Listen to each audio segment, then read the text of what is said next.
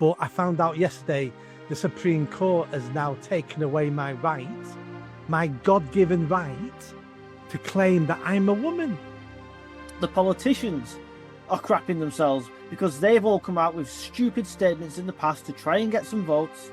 We need to thank J.K. Rowling, who I disagree with on most stuff. But on this, she was 100% correct. She's funded this. She's kept it in the public eye.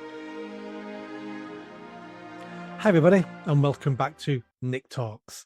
This episode's returning guest is that pressing journalist, Ash. How you doing, pal? Hi Nick, really good, thanks. You? Yeah, no, I'm not too sure. I'm not too sure because I'm getting on a bit now. You know, I'm in my mid to late 50s. My body's beginning to go. I'm developing quite saggy breasts. And I was thinking of calling myself a woman because women have breasts and I've got breasts.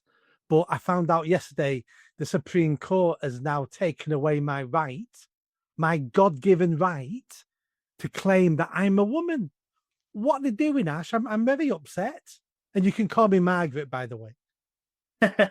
I'm very sorry that your rights have been infringed upon. Absolutely fantastic decision by the Supreme Court, an organisation, by the way, that I slag off to high heaven because it's just another Americanization of Britain by Tony Blair about 20 years ago. But at least there's some people in there that appear to have some common sense left in their bodies by finally ruling, let's not forget who brought this court case, 4 Women Scotland, that a woman is defined by their biology, by their sex, by how they are born, not by some crappy piece of paper that you pay about a tenner for that then says that you can be a woman one day and then you can apply for another piece of paper and you can be a man the week after. Absolutely fantastic. And now we're seeing all these organisations absolutely crapping themselves because they've now got to roll back on all these stupid policies like gyms allowing trans women, well, let's say how it is, allowing men to go and get changed with women and get changed with young girls as well, let's not forget. The politicians are crapping themselves because they've all come out with stupid statements in the past to try and get some votes, and they're now all trying to say, oh no, we were in favour of this the whole time. We were always in favour of single-sex spaces, etc. Well, I'm afraid they weren't, and they're all being hung out to dry now. And we've got to really thank, like I said, for Women Scotland and thank the Supreme Court for actually showing us just a little bit of common sense. Finally, we are over this peak woke phase that we've been through. And it might take a while, but we will get out of it eventually. And we're just starting to come out of the madness that we've had to live through now for the last few years. Don't forget, people have been arrested for this, for saying that a man isn't a woman. They've actually been arrested for it. That's how pathetic our police forces are these days. But no longer now because it is in law and there's nothing they can do about it. Yeah, absolutely. Now, the Supreme Court, do you think they've come to their senses or do you think it's more likely that they're beginning to see the way the tide's going and have looked at this and went, you know what, we can't continue down this path. The public aren't with us anymore now. We're going to have to say what everyone knows to be true. Yeah, you're probably onto something there. There probably is some of that as well. I mean, let's face it, the public has never been with them, certainly not in great numbers. It's only, brainwashed students and some perverts, in my opinion, that may want to go into a women's prison instead of going to a male prison that actually believed in any of this stuff in the first place. So yes, the Supreme Court have probably realised that the public are not on their side. It's just that for the last few years, of course, speaking like you do or I do or other people do, using a bit of common sense was basically against the law. And if you said it, you'd have a knock on your door from the police, or you get put in a cell for a few hours. You get taken to court. You may even, if you're really unlucky, you may even go behind bars for just saying what is just basic biological facts. But now maybe the establishment are realizing, the public don't believe any of this crap, and rightly so, because it's they were literally trying to change what you could see in front of your eyes. A man is born a man, a woman is born a woman, and they're trying to tell you that there's God knows how many genders and all this, and these university professors brainwashing students, turning them into the little shites that they are now. And the establishment might be starting to wake up, but I'll tell you what, there'll still be a lot of politicians who'll stand in the House of Commons and they will say that a man can have a cervix. David Lammy came out and said that a man could grow a cervix. Let's not forget. Well, I've actually got some broad beans growing in my garden, and I had to check the other day to make sure I'd not planted the wrong thing and I weren't actually growing cervixes. Some of the crowd, I'll give you a couple of quotes. Some of the shit they come out with. It is factually inaccurate to say only women have cervixes. That's Emily Thornberry, allegedly a woman. Yeah. The phrase only women can have a cervix is something that should not be said. It isn't right. That was Keir Starmer, the alleged prime minister. Lisa Nandy said, I think trans women, sorry, are women and they should be accommodated as in prison as they decide. So she was saying you can decide what prison you go to, a man or a woman. And I don't just want to pick on Labour. Let's go to Tories as well. Penny Mordaunt gave a speech in the House of Commons when she said exactly the same thing, that a trans woman is a woman and should be treated as a woman, which actually cost her a decent run at the Tory leadership afterwards. No, absolutely. Now, we all think this craziness is a fairly new thing, but this has been going on for decades and decades and decades. Do you know how all this started? No, go on. All right, so gender ideology came out of the feminist movement in the 60s. So in the 60s, we had something in university called women's studies, which then changed its name then to gender studies by the late 60s. And it was looking at gender roles, sex roles in society and women's place in society. And as we know, through the 70s and 80s, women were then told, you're just like a man. Whatever man can do, you can do. And that's how all this began. So therefore, women started dressing like men. Women started having haircuts like men. And eventually, some mentally ill men went, right, well, that means I can be a woman. If you can be a man, dress like a man, work like a man, do everything like a man, then I can do everything I want like a woman. This all started through feminism in the 60s. And then by the time we got to the 70s, there was a split in the feminist movement. There's a million splits in the feminist movement. Pardon me. And that's where we get the word TERF from, because in the 70s, we had the progressive feminists who wanted to keep pushing. And we would call them woke feminists now. But then you also had the feminists who were, a good example is Julie Bindel. Julie Bindel just hates men. Julie Bindel doesn't hate trans women. She doesn't hate trans people. She doesn't like trans women, not because they're trans, but because they're men. And she hates men. So they then became called TERFs by the progressive feminists. So TERF stands for trans exclusionary radical feminists, because they didn't want trans women to be included on the title of women. So basically, feminists cause this problem. It affects women the most, because we don't have a problem with a naked woman walking into our changing rooms. We may feel uncomfortable, but not for one moment do we think she's going to sexually assault us, because we're stronger than her. But when you're a woman and you're smaller and you're physically weaker, every man is a danger to you to a certain extent, and they're more sensitive to that, and rightly so, because some men are perverts and violent offenders. So feminism has always damaged women and damaged children and damaged the family, and hence why I'm not a supporter of J.K. Rowling. J.K. Rowling is right on this issue. She's completely right, and I give her credit for funding this campaign and being outspoken. But almost everything else she believes in is completely wrong. That's how we've got here, through feminism. Isn't it funny how these, it's not just feminism, but every single one of these little, what they're called, protest groups, pressure groups, whatever you want to call them, they always end up eating themselves alive.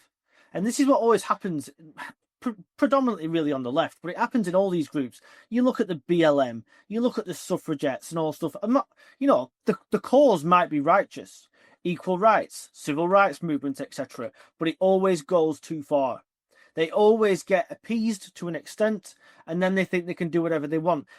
If they get stamped out straight away, or just told, right, you've gone far enough now, then that would be acceptable. That would be fine. Like BLM, for example, you could say that, yes, you have equal rights to white people, job done. But no, it has to go too far. You have to bring in DEI, you have to bring in ESG, and we must have 50% of that and all this stuff.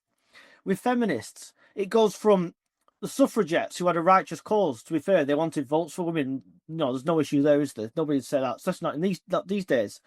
But then it turns in, like you just said, it turns into TERFs, or it turns into, you get the LGBTQ plus minus whatever they are now.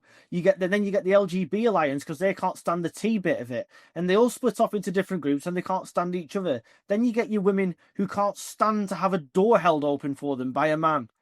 You know, they're all extremists in their own way, and they all go too far for their 15 minutes of fame, their Andy Warhol moment.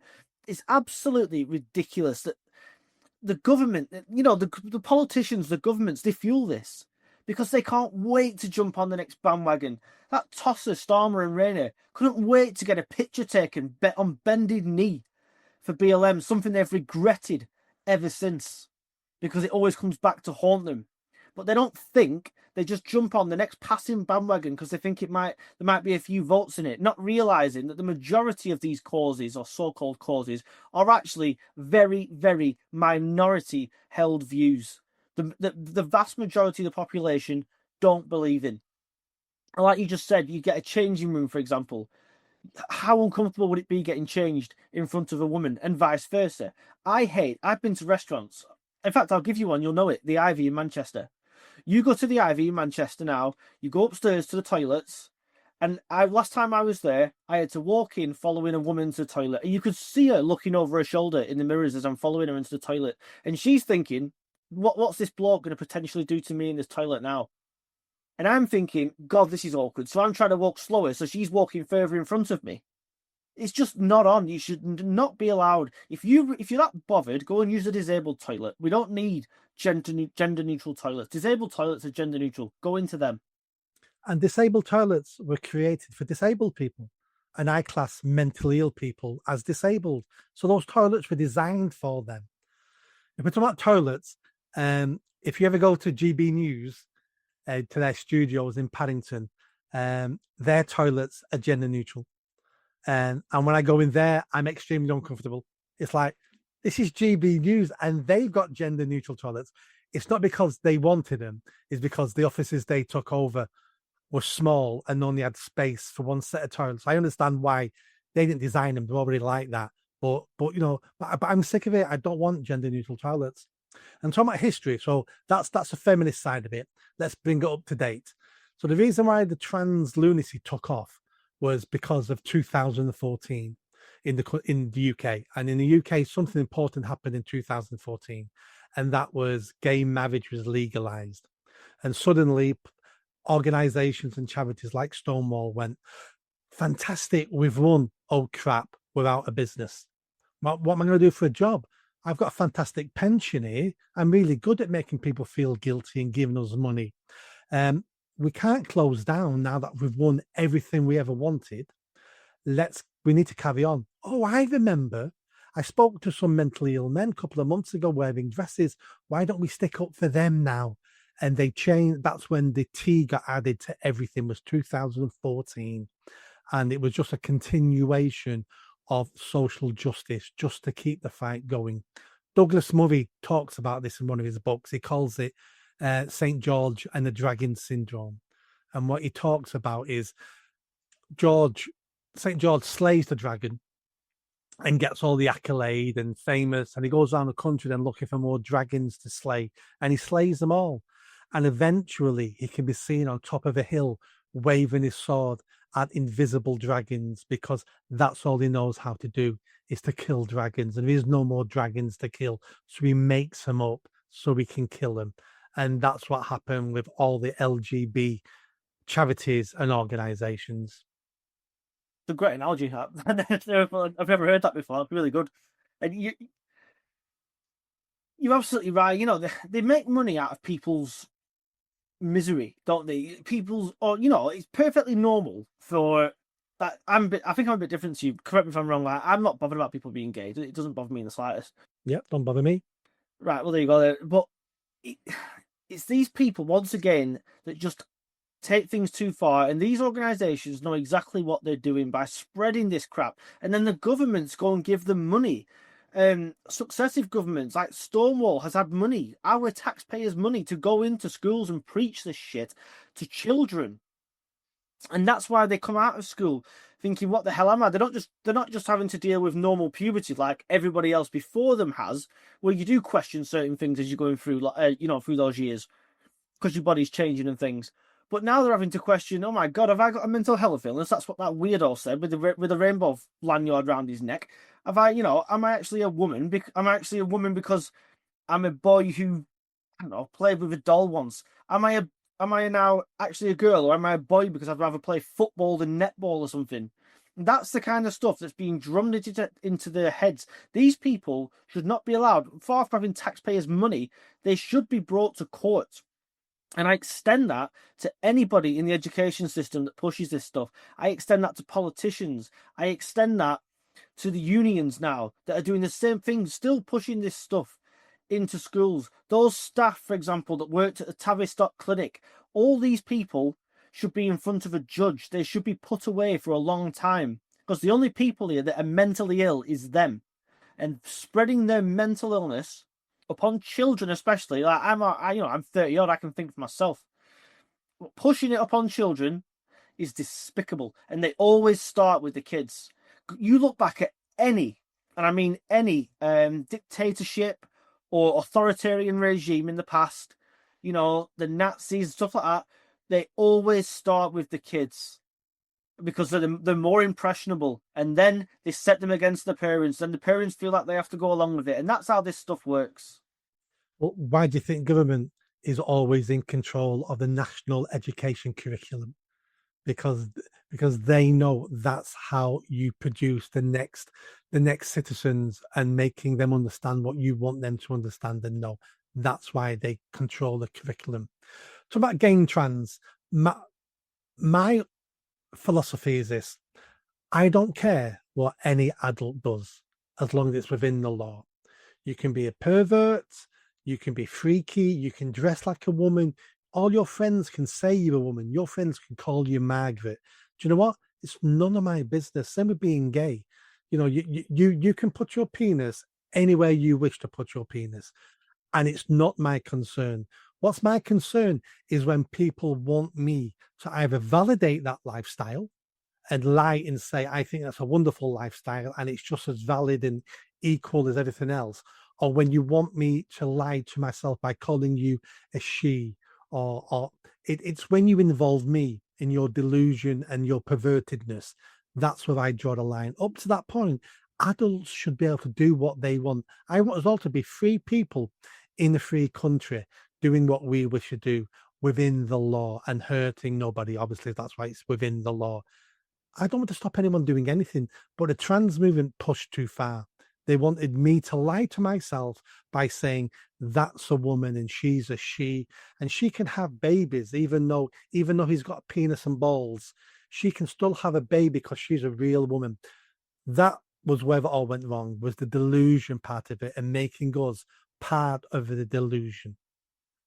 Yeah, definitely. And it's like I said before, it's trying to tell you what you've known for your entire life is complete rubbish, when everybody knows that it isn't rubbish. I heard yesterday, what did I hear yesterday? I heard it was on, I wanted to say Talk TV, and one of the presenters asked this trans activist after the court ruling, this trans person, how has your rights now been affected by basically women being defined as they should be? He said, what are you going to miss out on? And this bloke, who was no doubt calling, saying he was a woman, turned around and said, well, I can no longer get breast screening. Like, well, you don't have breasts. It's perfectly simple. You don't have breasts. Even if you take hormones and you grow a pair, which I suppose is possible to an extent, you do not have breasts. You're still a male and you've still got a chest. I mean, don't get me wrong. Men can get breast cancer. It's a fact. But men have chests. They don't have breasts like women do. So then that argument was torn apart. Then it's the usual. Oh, my mental health's going to be affected. I'm going to get PTSD and all this stuff. It's an industry. They're all tied in together. All this stuff, and it's absolutely despicable. And it's the single biggest cause now of the decline, the deterioration of Western society. Some of the most, cultured nations and some of the most successful nations in history. I don't care if it's through colonialism or whatever. A tiny island like us had a third of the world under its grasp. France had massive empires. Spain had massive empires. Germany, all right, it's got a pretty checkered history, but it was a very extremely cultured nation. Like people like Beethoven, etc. And that now has been taken away and replaced by needy, self-entitled, self-indulgent, why always me little turds who have never had to do anything for themselves, never had to fight for anything in their lives. Everything's handed out by the state. And no matter what you say is wrong with you, well, that's perfectly valid. That's fine. And to make it even worse, even if you've got the sensible ones that want to live by English culture, British culture, German culture, Spanish culture, whatever, that's being taken away because they're all bowing down to mass immigration coming over the Med. So is it any wonder they're turning out like they are, some of these generations? In a way, I sort of feel sorry for them because you wonder now, if you'd have gone to school in that generation, I don't think we would because we're probably too pig-headed, but I had teachers trying to push some crap down my throats all the time, and I refused to listen to it. But I wonder would they have tried, or would they have turned us into these stupid lefties now that don't, that can't think for themselves, can't get a job, don't have a career, and basically have no prospects in life whatsoever, just reliant on the state for the rest of their lives. It would have been harder for us to ignore, 11 years of that propaganda. I'm sure me and you would have got through it because we're strong individuals, but many people can't get through it. The point I was going to make then was, I was too busy thinking of that. That's all right. While you're thinking on it, I've got a decent quote for you from, believe it or not, this is from our Minister for Women and Equalities, Bridget Phillipson, dreadful woman, by the way, who's also in charge of the education system of this country, believe it or not. And she's one of the chief people now who is saying that Labour was always in favour of single-sex spaces. And this is the quote. This is the embarrassing quote that's come out of the government. And she's not the only one saying it, by the way. We have always supported the protection of single-sex spaces based on biological sex. This ruling brings clarity and confidence for women and service providers such as hospitals, refuges, and sports clubs. Single-sex spaces are protected in law and will always be protected by this government. Have you ever heard a bigger pile of you-know-what in your entire life? Lying to our faces again. Well, they're extremely good at lying to our faces, and they think it works. And it will work to a certain amount of the population who don't follow anything. Like, oh, Labour's on my side now as a woman. Thank you, Labour. I might vote Labour. But we know Labour are just pure lies. The hypocrisy in that statement, it would have been better for them to say, this was a very complicated topic and we've all made mistakes and we tried to get through it. But I'm so glad the court now has done a ruling and it's so clear now and we're going to follow. That would have been a lot more honest. And people like me and you may have gone, hats off there. They've accepted it. But just to lie like that is absolutely appalling. You notice how Stormy's gone on holiday. Sorry, you got a point to it. Sorry, go on. No, I'd go on Starmer holiday. I was going to say, it's funny how when this court ruling's about to be heard, he pisses off to wherever on holiday. He's never in the country anyway. Well, that's true. Yeah, he's never here anyway. But funny how he gets out of the way, isn't it? Because whichever way this court ruling went, he couldn't win. Because him and his ministers have come out with so much crap in the past. They've now got to accept the court's ruling. These people, as we know, are automatons. Whatever the court says or international law says, you can't deviate from what it says. So either the court says that women are women and men aren't women, in which case Labour look like idiots, or the court goes against the majority of the public opinion and biological sex, and then the government are going to get even more stick because from the majority population to change the law to make it common sense that a woman is a woman. So they really couldn't win, and it's all their own faults, by the way. Oh yeah, I mean Starmer said a couple of years ago after you shouldn't talk about cervixes, that you don't talk about that. After that, someone drilled him to give it another answer, and he said 99.9% of women don't have penises. No, it's 100%. 100% of women don't have penises. Not 99 point. He's getting closer to the truth. But let's hope he's got there now. It's too late now, though, isn't it? Now the court has made its ruling. It's too late. I'm like you, actually. I mean, this is another example of them going too far, jumping on that bandwagon and saying the most extreme things they can. And that many of them now have come out with stupid statements that it's impossible to roll back on it without looking like a disingenuous idiot. But if at the time they just said, look, we should respect everybody, let's see how the court ruling goes and all that stuff, right? But no, they have to go too far. You know, everyone's a bigot, everyone's a racist, everyone's a transphobe, everyone's a little Englander. And that's the problem with these people. Now they just look stupid. When, if they kept the powder dry and just said, right, let's see how this goes, and then said, right, the court's made a decision, we accept the decision, we made a mistake as well. You're right. Women, what were we thinking? Women, of course, should have their own single-sex spaces. Leave it at that. You don't have to lie and gaslight the public.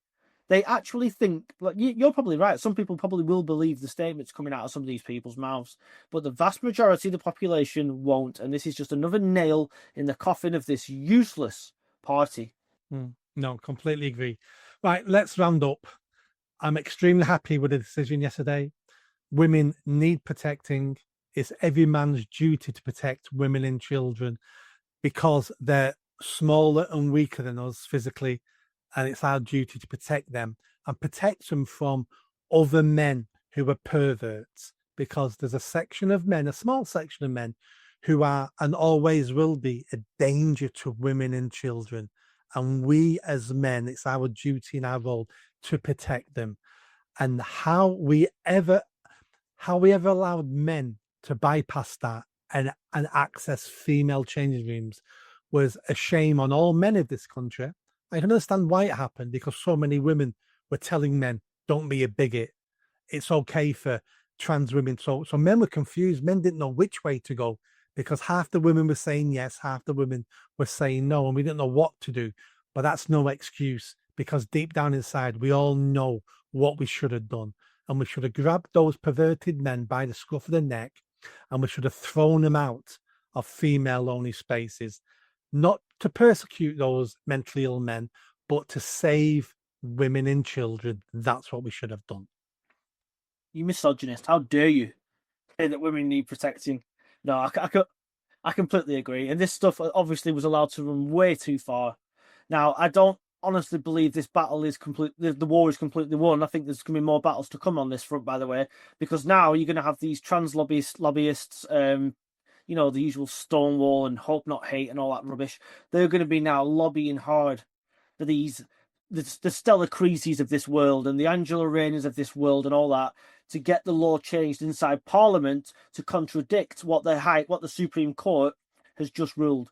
So just wait for that to come down the line, because that will come. But I don't think even Starmer is stupid enough to actually change the law, thinking that he can play God and call his law biological sex or biological reality. I don't think he's that stupid. He could be. I won't put it past him.